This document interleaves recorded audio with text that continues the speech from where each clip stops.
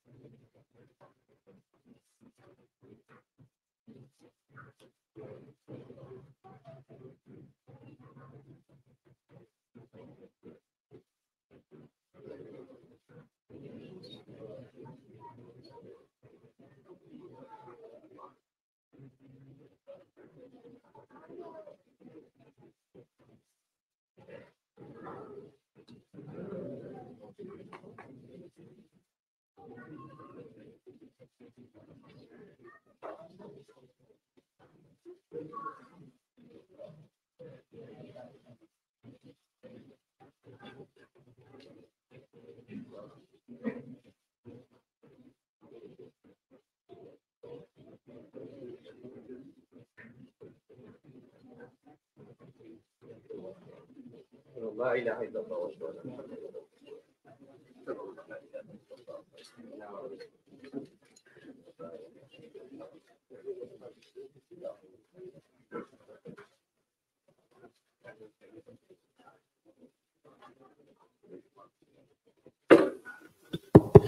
All the family members try to come in the front row, and please give him the room to come in the front row. Jazakallah khair.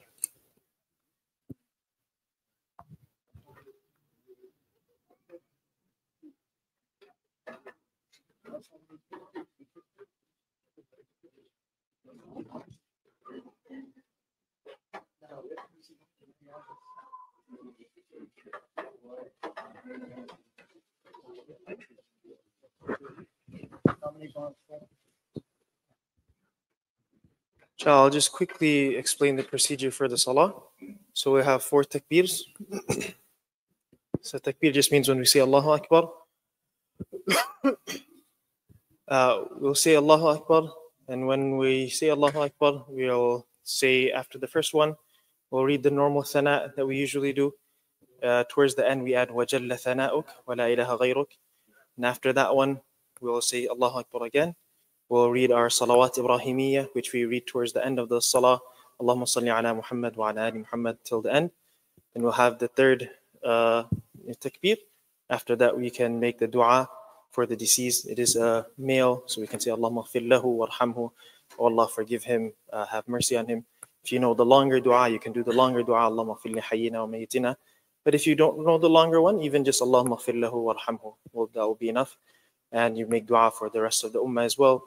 And then after that, we'll have the 4th takbir, and then that will be the salam, inshallah.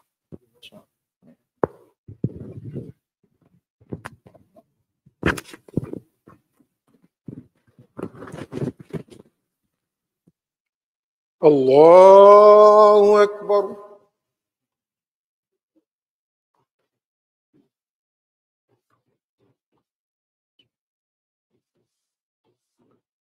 Allahu Akbar.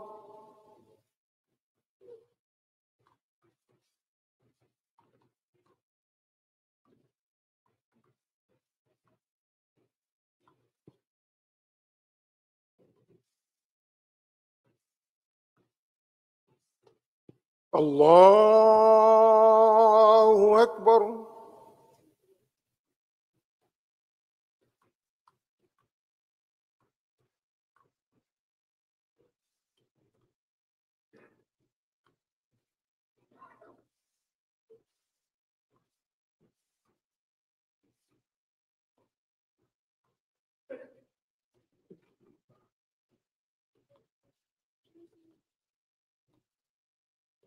Allahu Akbar.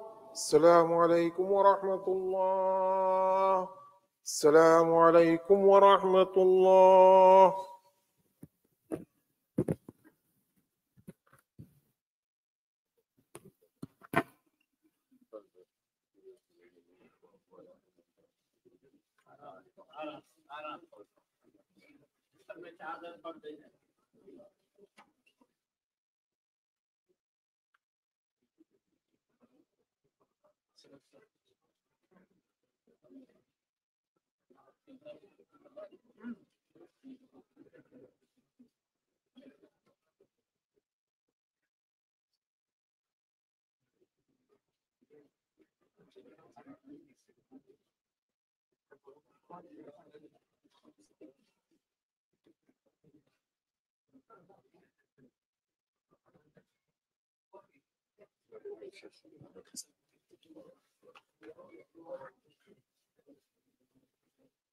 Assalamu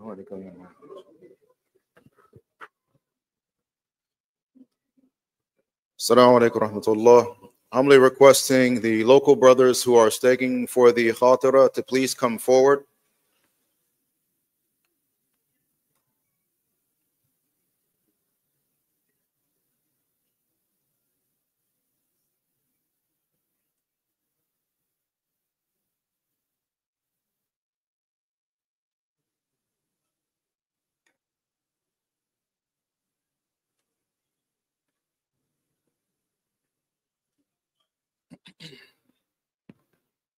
الحمد لله والصلاة والسلام على سيدنا محمد وعلى آله وصحبه أجمعين.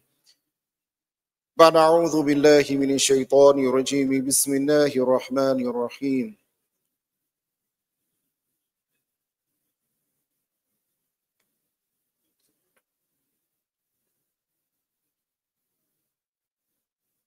Brothers who are in the back, if you're talking, we are humbly requesting you to please exit the masjid. We are about to begin the khatira.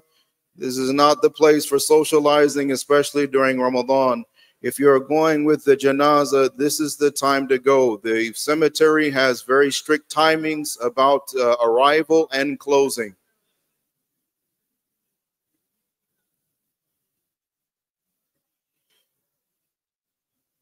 You can guess what I'm going to talk about, huh?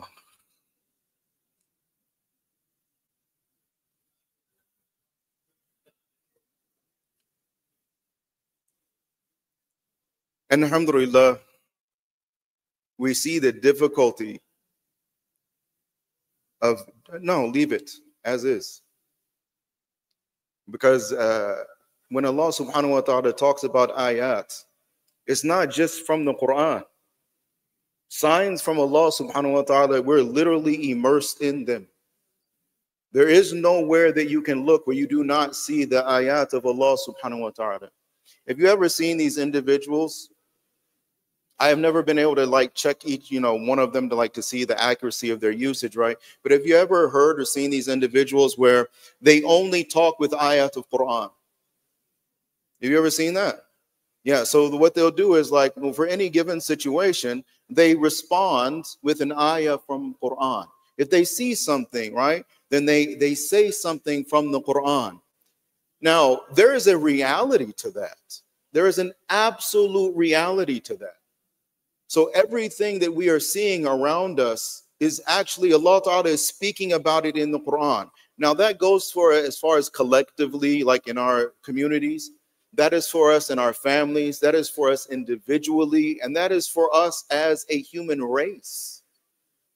There is nothing that is going on in the world today that you are not going to find that Allah Ta'ala has already spoken about it very specifically in the Quran.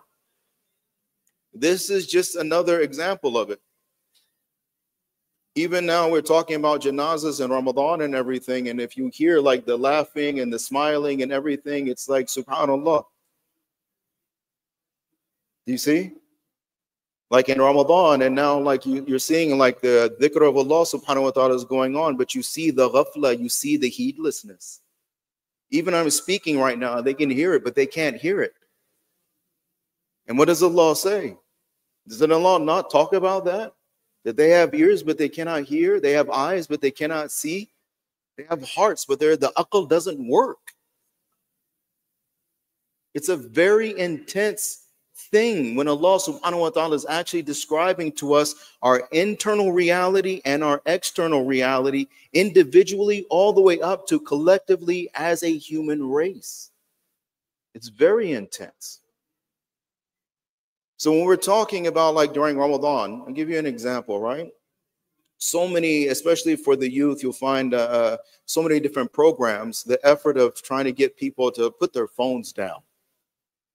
Okay? Just this singular effort alone, just trying to get people to just unplug from their phone. Just put your phone down. Okay? Let's take it and open it up a little bit. Watch this. Alhamdulillah. Allah subhanahu wa ta'ala, we're talking about unplugging.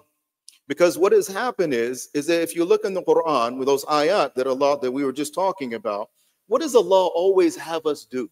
Allah is always telling us to look at what He has created. He tells us to look at the heavens, look at the earth, right? He's always trying to get us to engage with His creation, with what He has done around us externally, so that we can understand what is happening internally, right? So after these ayat, and usually comes أَفَلَا تَعْقِلُونَ or لِلنَّاسِ لَعَلَّهُمْ تَتَفَكَّرُونَ وَكَذَا وَكَذَا. So many different ayat. And it's always think about it, ponder about it, reflect upon it, do the dhikr of it, right? Are you not seeing the truth? So Allah Ta'ala is constantly, even watch this. When Allah subhanahu wa ta'ala is mentioning fasting in the Quran, when does He say start the fast? Does He say start the fast at Fajr? No. Allah Ta'ala is telling us to start the fast when you can make the determination now that the sun is coming up. So this white line is going to appear, and you know to start the fasting. It doesn't say when the adhan or when your alarm clock or your fajr alarm adhan clock goes off. No, Allah Ta'ala tells you, you go out and interact. Go see. When is it over? Go see. When does Ramadan start? Go see. Go look at the creation of Allah subhanahu wa ta'ala and know that it is He that is doing it. Allah Ta'ala says that what? The whole point of the sun is what? You are calculating your time during the day. And in the months, and subhanAllah, that is what the moon is for. Now you can calculate your time for your months. But Allah subhanahu wa ta'ala does what? You have to go see. That's the reason why there's 29 or 30 days, or right? You need to go see. You can't assume. You can't presume. You need to go look. You need to interact with this system that Allah Ta'ala has created you and put you in. Because this external system is giving us an understanding of the internal system that we are functioning by, that we are living by. But what has happened? Because Allah Ta'ala wants us to be impressed with Him. And say, Subhanallah, Subhanallah. Right? Is it Subhanaka? ما خلقت هذا باطلا سبحانك فقنا عذاب النار. So now you're seeing all of this. Oh Allah, you didn't create this for no reason. There's no reality to it. There's no truth to it. And then what is the thing that we're supposed to say after that? فقنا عذاب النار. The same way this is real, hellfire is real. The same way this is real, everything that you're saying in the Quran is real. The same thing that this is real, Yawmul Qiyamah, and me standing barefoot and naked in front of you, fully exposed, is real. Faqina adhab an-nar. But we are not impressed with Allah subhanahu wa ta'ala. Why? Because instead of the creation of Allah subhanahu wa ta'ala, we've become impressed and immersed in the innovation of man. We are now impressed with ourselves. Look at what we have built. So now, instead of the sun, it's all about the watch or these. And then look what they did last night to let you know, right? The arrogance of man when you're talking about the calculation of time. Wallahul muhsi. That they're willing to now that they literally play with the clock. As if it's something they control, not Allah subhanahu wa ta'ala. And we all follow along.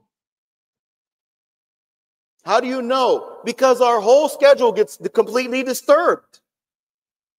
That lets us know how plugged into that.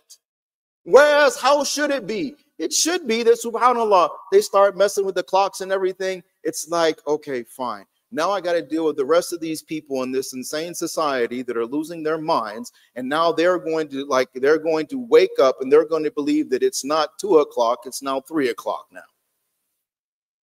But for us, for a believer, nothing changed. Because in reality, nothing changed. The only thing that did the sun rise earlier or later? Is it going to set earlier and later? Is the fasting become longer or shorter because they changed the time? No, what changed? Just this. The innovation of man has changed, not the creation of Allah. If you look even and see, look, medicine. Oh, I got on this thing, like, I'll go on and on. Like, I can't, but, it keeps going. If you look at medicine, if you look, Allah subhanahu wa ta'ala talks about it in the Quran that what? In His creation, there is a bee. And in this honey from this bee is shifa linnas, is a healing for mankind. How many, for those of you like, mashallah, like, say back home, but like they have here also, mashallah, homeopathic this and that and the other. Subhanallah, how many of these individuals, I was really impressed with it when I was overseas. Like, these guys are amazing. Amazing. Subhanallah. you have some type of sickness or whatever, they're taking your pulse and this and that and the other and feeling this and looking at that. And they tell you, say, look here, like wipe something up, like here, take this. You're going to do this, like take this 3 times a day, like do it for a week. And if you have this problem, this might happen, like in this, do. And it's like, subhanAllah. And it's all natural. And most of the time they'll tell you, make sure you make dua, make sure you make dhikr, make sure that you understand that this isn't going to do anything. Your aqeedah has to be correct for the medicine to work. And even they bring up the ones who are more educated, they'll bring up Musa alayhi salam and the leaves when he got sick. But now we are not, we don't even have an appreciation anymore, nor an understanding. Why? Because we've become so plugged in to what? The innovations of man. Now, I'm not saying before somebody like hops up, you know, like, brother, like modern medicine and this, and we have like MRIs, and yes, brother, we know. There's a time and a place for it. We're not denying it. Okay? But like, what do? You realize that we live in the only country, to my understanding, this is the only country where they do what? They give you commercials for pharmaceuticals. You're not doctors, but yet they bombard you with what? Advertisements for pharmaceuticals. And then they charge you how much? And then what's the long list of sicknesses that you can look forward to potentially getting as side effects from all of these medications? And then there's the phone. Subhanallah, we're so plugged into the phone and fake people that now we see that the elders don't have any love really for these young people. And then the young people don't have any respect and reverence for the older people, elders. To the extent that now it's like after you turn 40, 50, it's like, we're done with you. Whereas in Islam, when you hit 40, you're now a mature adult. You've just entered into mature adulthood. It used to be that you would look for the white-haired, Shaykh or elder in your family, and you would go and you would learn from their experiences, and you would learn so that you did not make the same mistakes that they did. And through that process, an intense love developed. Where is it now? Well, we don't care about our elders anymore. We don't care about the shuyukh, the mashayikh, the ulama anymore. Why? Because I got Google, and I got TikTok, and I got YouTube, and I got Instagram. And for what? For what? A whole bunch of strangers that you don't know. But you worry about likes from them, and you worry about them following. And now you talked about the commercialization, the advertisements. They've literally turned people in society into advertisers. So they can do what? Monetize themselves.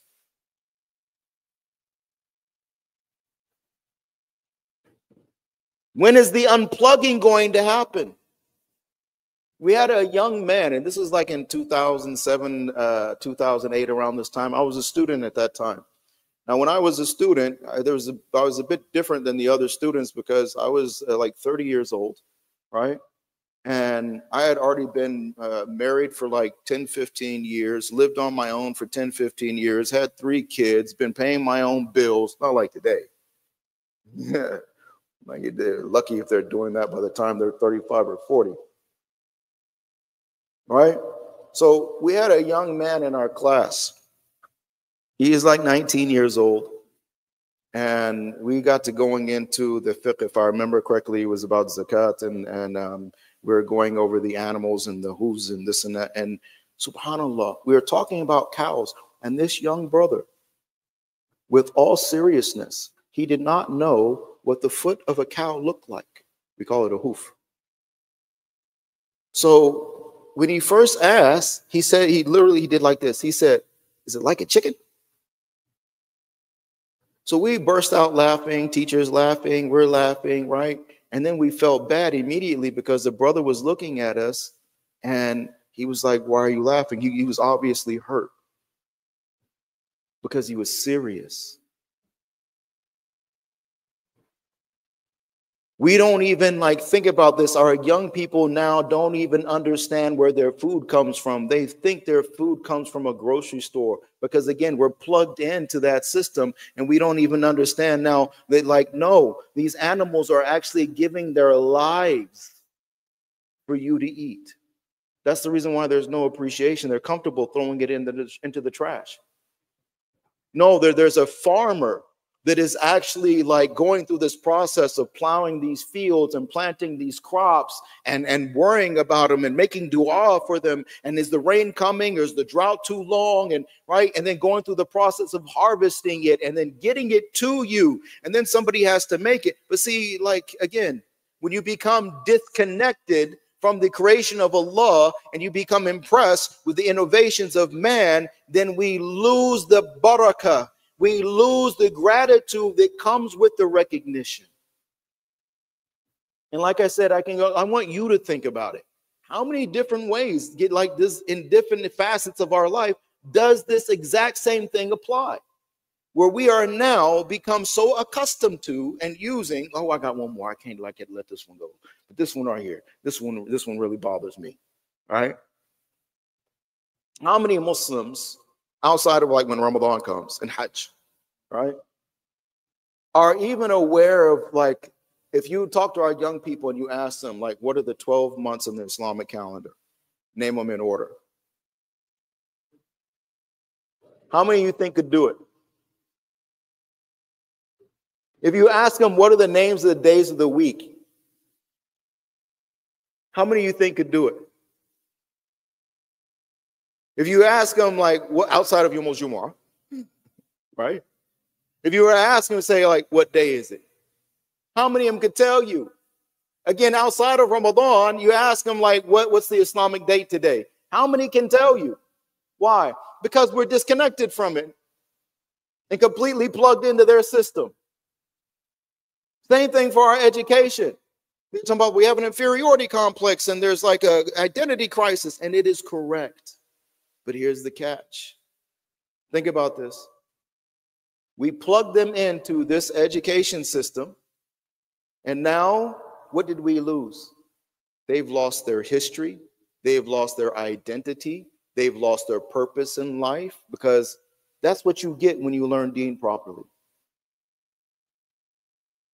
Here, they teach you to be a cog. Literally, now we have young people that are in their 20s and their 30s. These first generations now of like all of this madness with this tech and whatnot. And they're like, we can't spell. I grew up with spell check. Can't spell. I do it on purpose.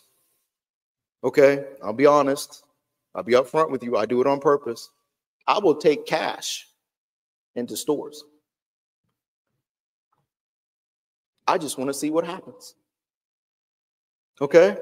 They're so used to everybody to beep, beep, beep, beep. I give them cash.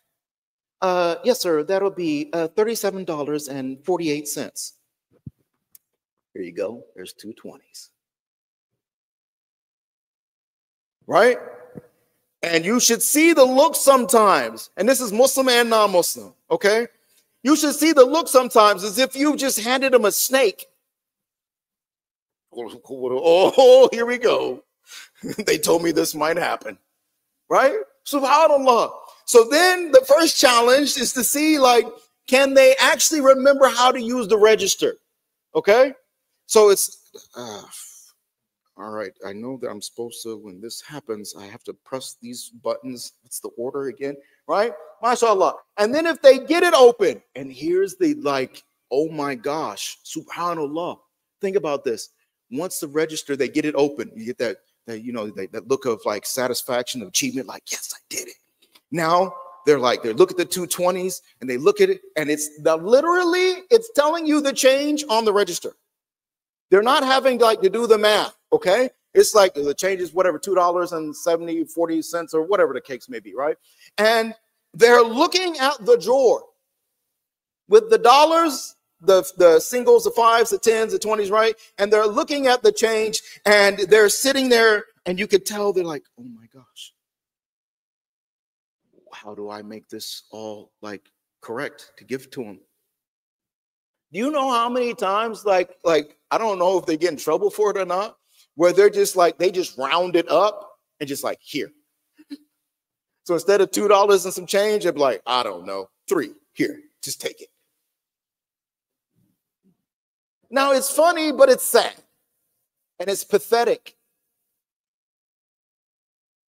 Especially for us, the generation that we remember, like we used to do what?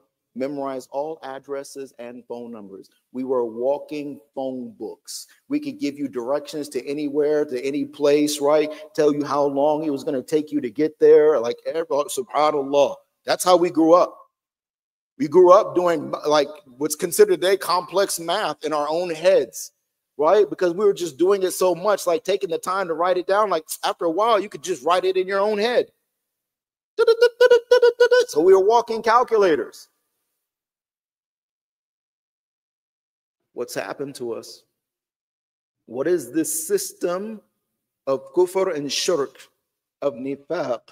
What is it doing to us? This Ramadan, don't just unplug your phone.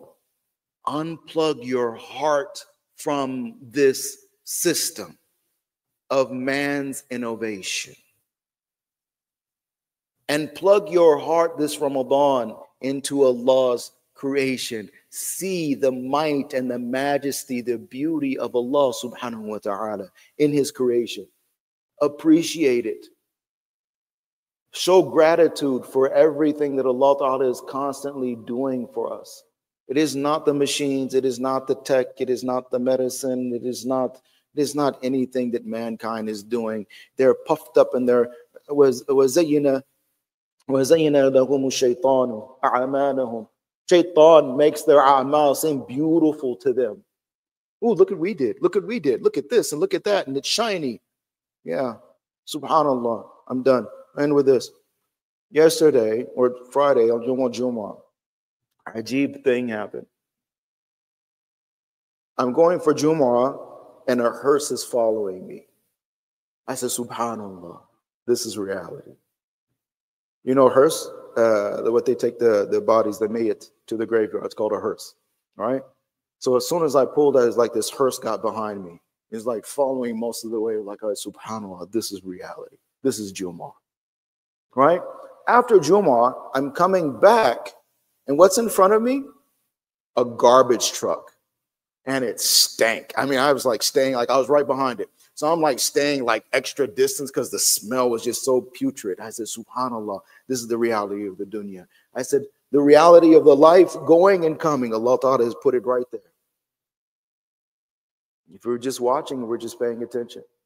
Because all those things that are so beautiful and that they advertise and that like, where does it all go?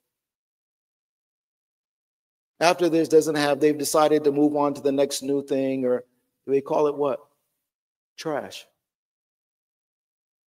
Allah subhanahu wa ta'ala, when something dies in Allah Ta'ala's creation, what happens to it? Does it become a problem? No. Because it's part of a bigger system. So even in the process of now decomposing or whatever, right? It does what? It brings life. It's beautiful.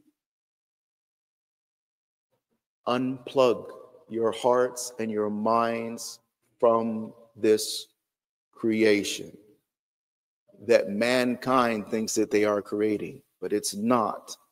It's just innovation. And what do we call innovation? Bil Arabi? Bid'ah. وَكُلُّ بِدْعَةٍ ضَلَالَةٍ وَكُلُّ ضَلَالَةٍ.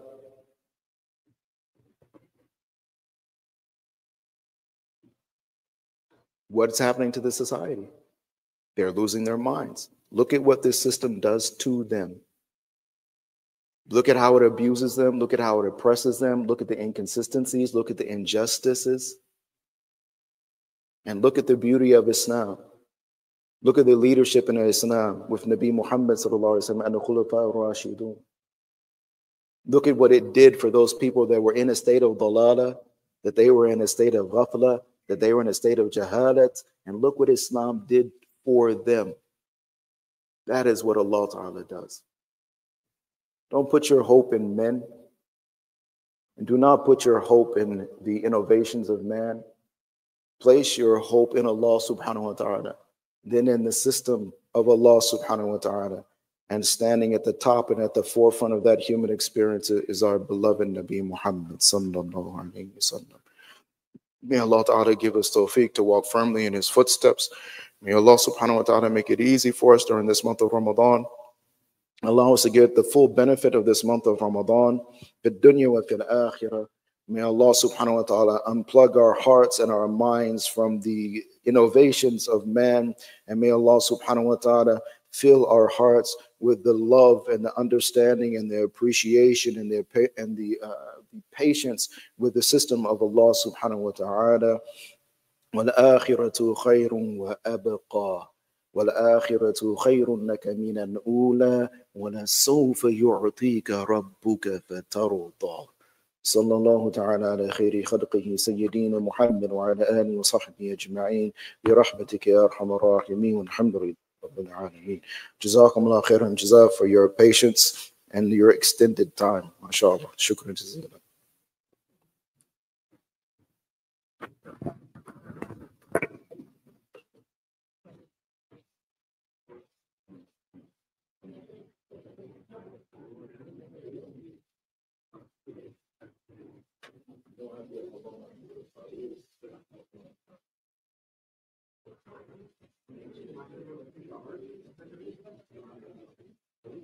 Hmm.